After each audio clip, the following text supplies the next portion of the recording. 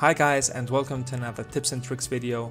My name is Praxitelis, and in this video I will show you how to divide members into their surfaces in RFEM. Sometimes it's necessary to carry out a more detailed analysis for certain areas of a framework. To do this, we need a FE mesh on the surfaces of a member. You can insert the individual surfaces manually, but this is quite complicated.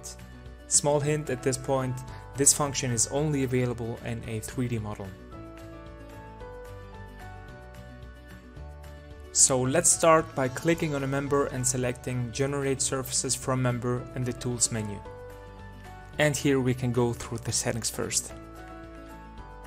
In the new window we can now select how to divide member or cross-section arcs, whether frontal plates should be created at member ends, or even define the target FE mesh length.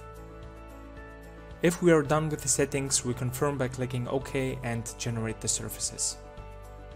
Instead of going to the menu again, we can simply right-click on the member and then click Generate Surfaces from Member. This way our HEB 200 beam is easily divided into its individual surfaces. It's important to note that the surface thicknesses of the cross-section are transferred. To display this in color, you can go to the Display Navigator and then select the Surface Thickness option under Colors and Graphics according to. And to see the exact surface thickness, you can simply double-click on the desired surface.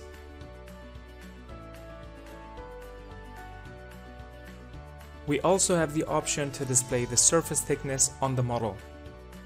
To do this, go to the Display Navigator again and under Solid Model and Surfaces, click on Filled including thickness. We hope you enjoyed this video. If so, feel free to leave us a like and see you next time.